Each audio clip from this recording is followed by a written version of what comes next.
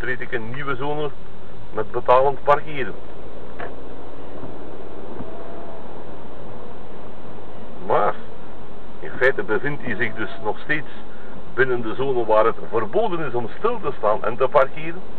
Dus ook dat is een zone die wordt ingevoerd binnen een andere zone met minder beperkende reglementering, wat niet toegelaten is.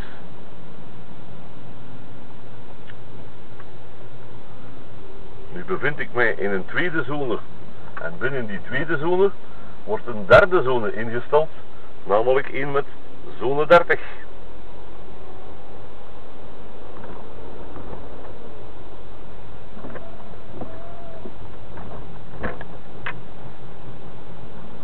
Ik ga nu de stad Aalst opnieuw verlaten in de richting van Dendermonde en Hofstade, van waar ik daar straks de stad ben binnengereden.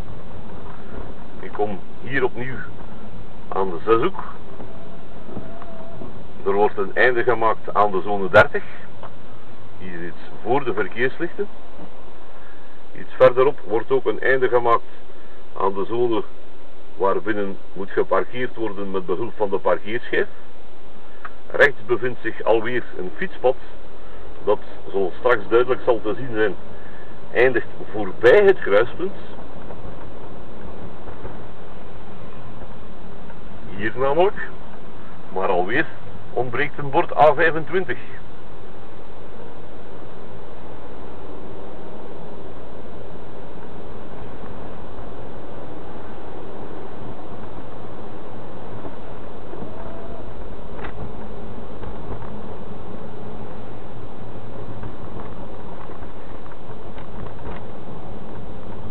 Tijdens dit ritje van nauwelijks enkele kilometers door de stad Aalst is duidelijk gebleken dat het ministerieel besluit met betrekking tot de afmetingen en plaatsingsvoorwaarden van de verkeerstekens veelvuldig wordt overtreden.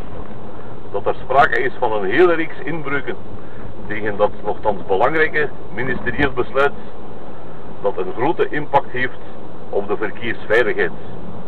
Dat is wat mij betreft niet alleen onverantwoord, maar vooral bijzonder betreurenswaardig. De verkeersveiligheid komt gegarandeerd in het gedrang door de vermelde inbreuken. De ene is al wat ernstiger dan de andere, maar er is sprake van een veelvoud aan inbreuken tegen het ministerieel besluit inzake de afmetingen en plaatsingsvoorwaarden van de verkeerstekens op het grondgebied van de stad Aalst. Merk ook op dat sedert ik de borden ben voorbijgereden die de zone hebben ingesteld met parkeer- en stilstaanverbod, nergens, maar dan ook nergens, een bord werd voorbijgereden dat een einde maakt aan die zone 30. Strikt wettelijk gezien zou dat dus eigenlijk betekenen dat binnen de hele zone waar ik mij sedertdien heb bevonden, nergens mag geparkeerd of mag stilgestaan worden. Dat kan toch zeker niet de bedoeling zijn.